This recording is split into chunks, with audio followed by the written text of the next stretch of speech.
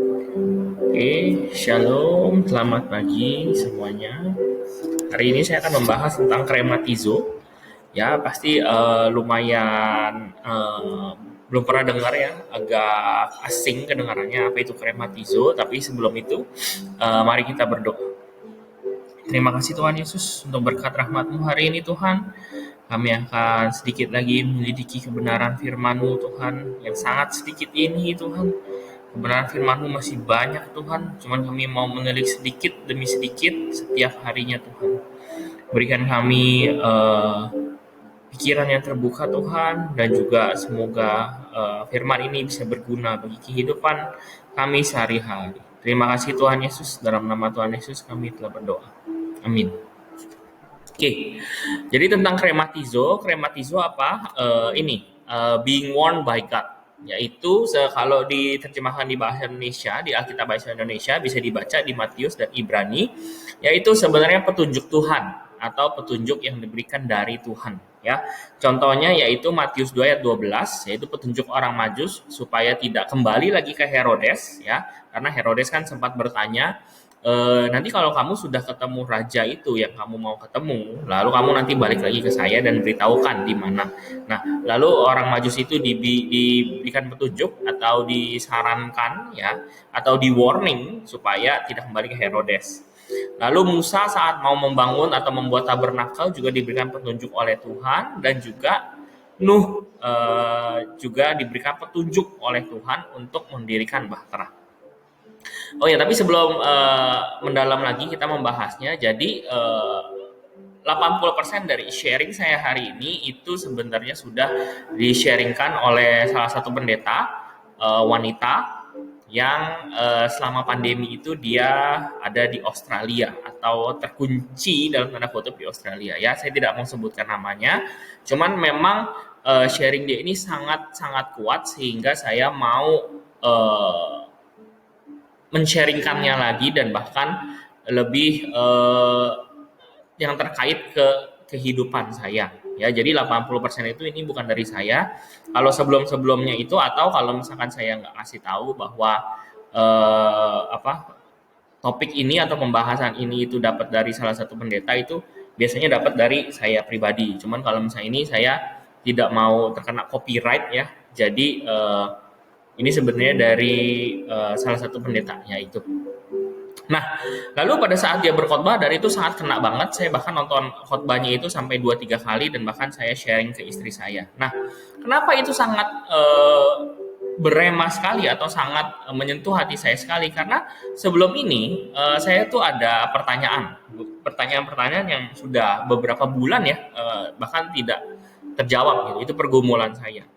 Nah, pergumulan saya adalah di Alkitab tertulis bahwa kalau misalnya kita sepakat apapun yang kau minta akan Tuhan berikan.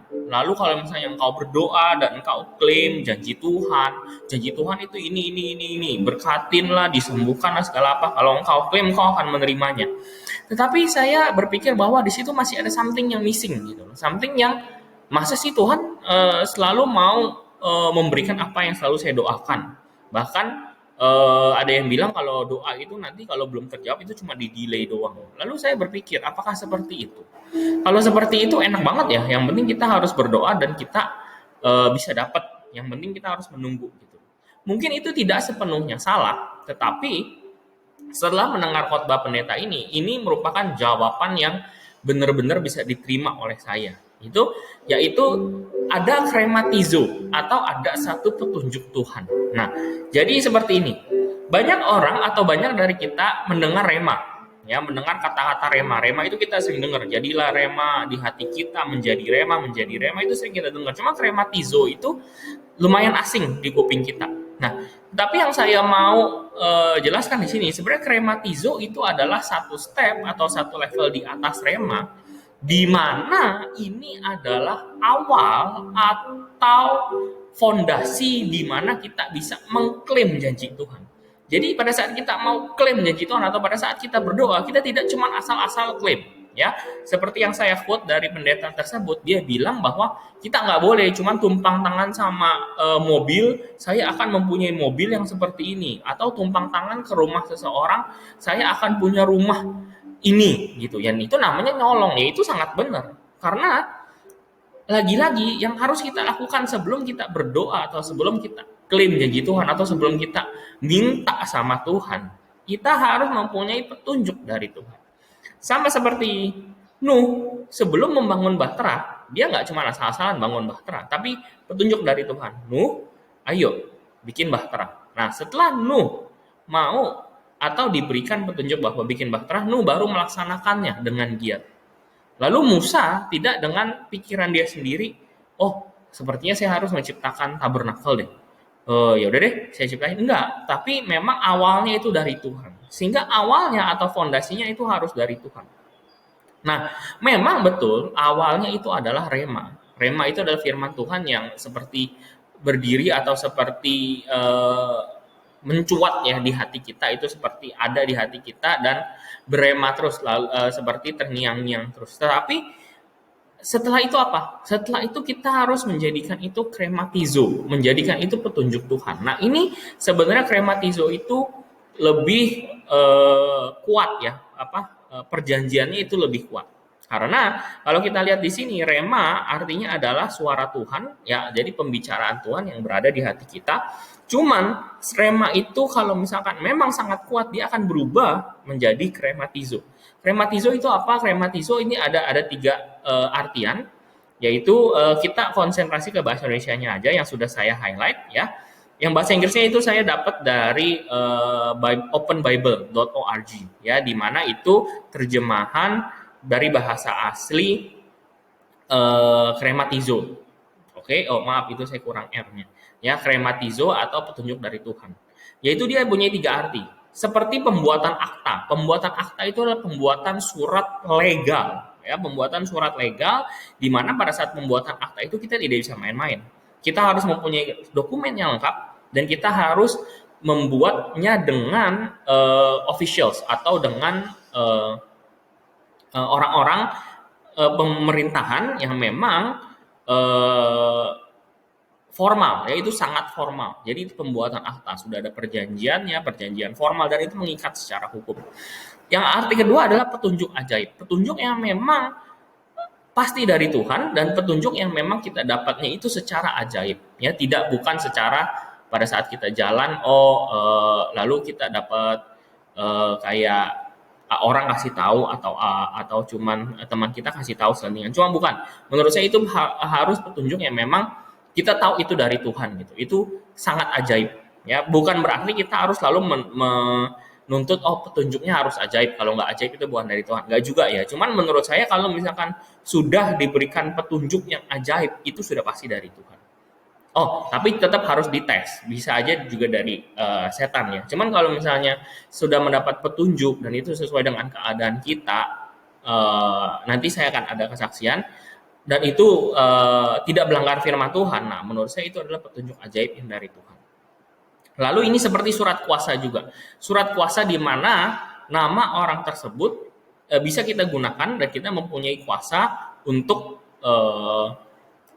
melakukan sesuatu mengatasnamakan ya, ini mengatasnamakan suatu perusahaan atau mengatasnamakan suatu nama ya, sehingga menurut saya krematizo ini sangat mengikat, sangat formal dan perjanjian itu sangat tidak bisa dibatalkan karena ya itu sangat formal gitu loh. Nah, kesaksian saya adalah pada saat saya sharing khotbah pendeta ini ke istri saya. Nah, istri saya pun sebelum-sebelumnya itu mempunyai suatu rema bahwa dirinya harus dibaptis selam ya, sebelumnya itu dia dibaptis secara Katolik. Saya sih oke-oke aja, kalau menurut saya baptis itu sama aja dan bahkan menurut saya tidak terlalu membedakan Kristen dan Katolik. Cuman memang itu merema terus di hati dia. Lalu setelah saya berikan ini, rema itu berubah menjadi krematizo, mempunyai petunjuk ya. Petunjuknya dari mana? Pada saat dia menonton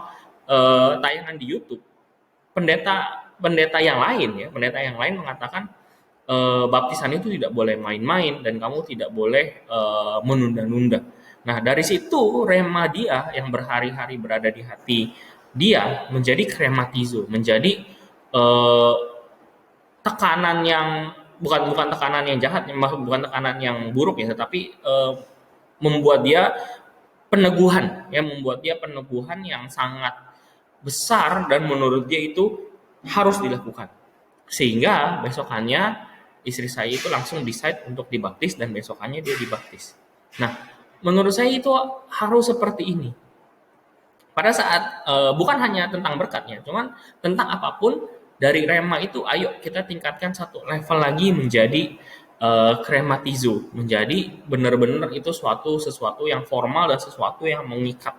Ya seperti akta, ya akta tanah atau akta apapun itu kan sangat mengikat dan legalnya itu tidak bisa diganggu gugat. Atau seperti surat kuasa, kita mempunyai kuasa. Nah, sehingga dengan krematizo ini kita ini yang ketiga, kita dengan iman dan kita bisa melakukannya dan kita bisa berdoa dengan benar-benar beriman, 100% beriman bahwa karena Tuhan sudah berjanji spesifik, sangat spesifik kepada kita pribadi, sehingga kita pun bisa beriman dan iman kita pun bisa bertumbuh secara otomatis. Contoh seperti saya tuh pada saat saya pernah kuliah di Singapura, saya menanyakan petunjuk Tuhan. Tuhan, setelah saya lulus kuliah saya harus apa ya? Lalu saya melihat tulisan di depan, tulisannya teacher dengan huruf besar. Nah, saya tuh tidak ada background mengajar, tidak ada keluarga saya, bahkan keluarga besar saya yang ada di background pendidikan.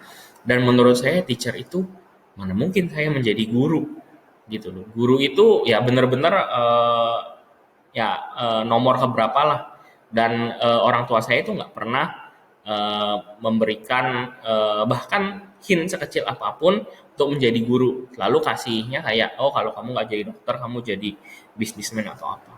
Lalu setelah itu eh, saya pun itu menjadi rema, ya itu menjadi rema. Cuman mendekati sebelum saya menjadi guru sekitar 2014 ya, saya bekerja, lalu pada saat saya bekerja saya tidak ada damai sejahtera. Terutama di pekerjaan saya itu banyak main suap lah, main kalau yang tahu ya entertain entertain customer lah, harus bawa ke tempat-tempat yang maaf kata ya, tempat-tempat yang kurang baik sehingga customernya itu senang dan memberikan kita order. Nah, dari situ saya diingatkan oleh Tuhan lagi gitu. Nah, menurut saya jadi pada saat itulah rema itu menjadi krematizo, menjadi benar-benar peneguhan di mana kalau kamu kerja dimanapun itu kamu nggak bakal damai kecuali kamu mengikuti petunjuk Tuhan yaitu menjadi guru.